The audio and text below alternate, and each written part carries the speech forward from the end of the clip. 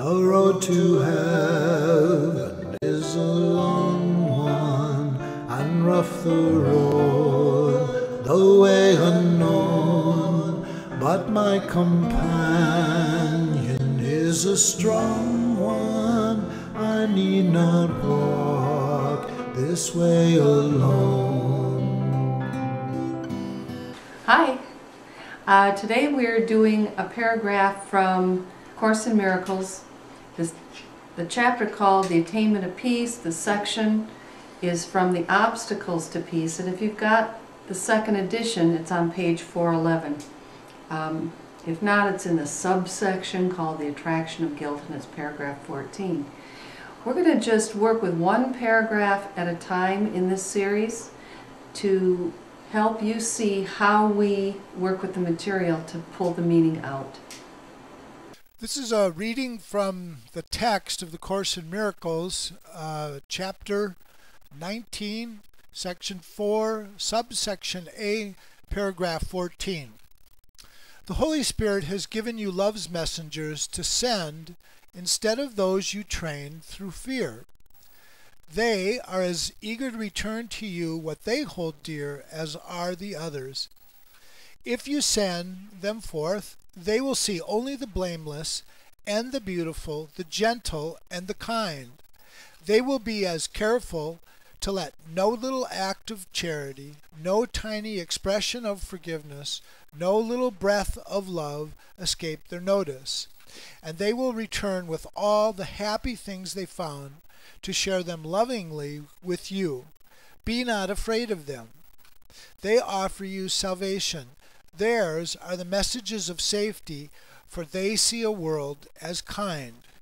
This paragraph is embedded in a whole section that is an extended metaphor or an allegory, where there's the dogs of fear or the messengers of fear contrasted with the messengers of love.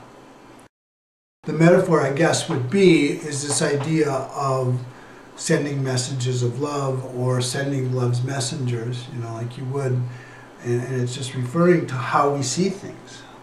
So do you through think perception and through projection? Right? Love's messengers are as eager to return to you what they hold dear as are the others? Yeah. So the others were, like you were saying, is the dogs of fear, looking for guilt, looking for mistakes, looking for the faults of others. Right. Right. That's in this whole section.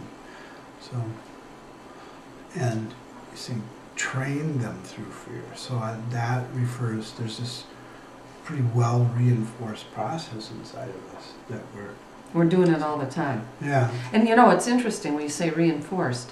It's like if we send out messengers or perceptions of fear, they're going to bring back scraps of ugly, decaying matter, rotted meat, rotted flesh. Yeah, they're going to see ugliness. Gorgeous. I mean, that's the sort of language it's talking about, but it's referring again to our common sense world of how we see the world and how we see people. If we send out those messengers of fear, they're going to bring back the proof that fearful things are out there. Yeah. And so that's the idea of training. Yeah, it's like right. And if you send out the messengers of love, they're going to bring back the messages that love is out there in the world. Yeah, I think and that's the training. It's like, we're the ones who are doing it. Yep, it's a good point. I think that is the training. I think what you did here was to just key on one word, trained, and as we think about it, it shows us different aspects of what's going on in this section. Yeah, well, that's a good example. To pull out a word like that, then, there's a lot of meaning in that one word in the sense that this looking is very reinforced, but that becomes important to get words like that because you realize you have to then retrain your mind in another way. I mean, you have to be very intentional, put effort. I mean, training always implies effort, up at dawn and, whatever, but... Right, so, doing our practice. Yeah, right. Okay, so if you send them forth, the messengers of love. They will see only the blameless, the beautiful, the gentle, and the kind. Now that's saying that if we are willing to change our mind and see the world with the Holy Spirit's perception, loving perception, that's all we're going to see. Blameless and beautiful, gentle and kind. All we're going to see, I think that's key notion with only. Right? Right? Because from the ego's world, there's no incompatibility between love and ugliness. Right. It thinks it can see love and ugliness in And the same yeah. eyes. Mm-hmm. But only that is a key notion. You want to read the next part? So 4, they will be as careful as these other messengers, right? To let no little act of charity, no tiny expression of forgiveness, no little breath of love escape their notice. We're in a situation where things are not going well. And instead of looking at who's to blame, who's wrong, how they did things stupidly or selfishly or whatever, if we make a decision to think with the Holy Spirit and to look at the situation and say, what is there about that person that's loving? Mm-hmm. What can I see about him that's kind, even though it looks like he just did something that caused me pain? Right. How can I see love in that person? Then we will see the love in that person.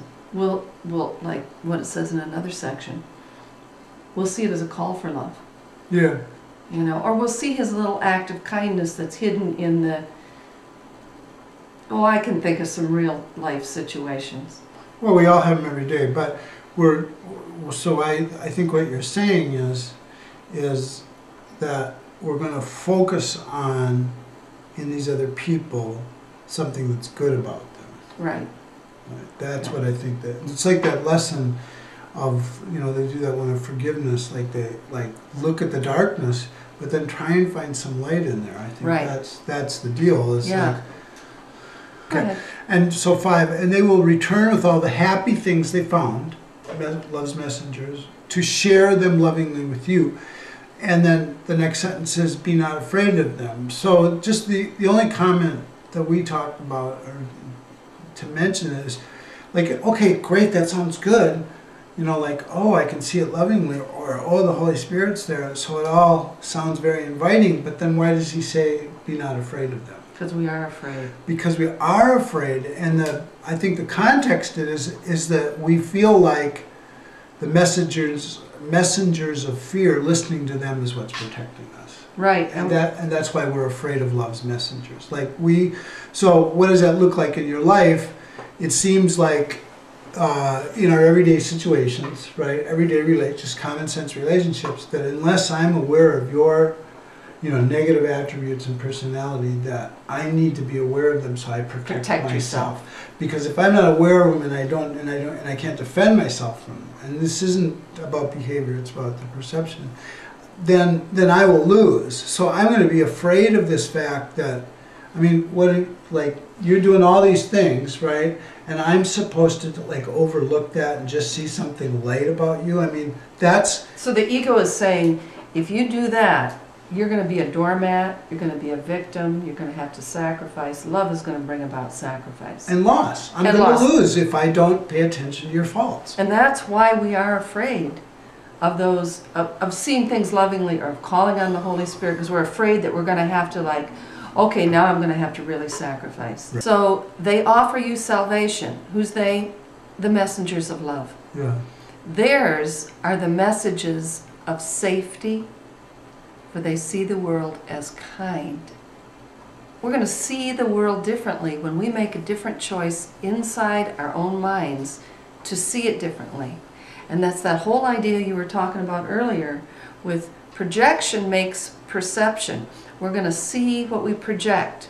We'll either project fear and see everything fearfully, and that's the proof that the world is scary, or we'll project, or as the Course sometimes uses the word extend, we'll extend love and we'll see the world differently. We'll see the world as made of love and ourselves as safe. The road to heaven is a long one, and rough the road, the way unknown, but my companion is a strong one. I need not walk this way alone.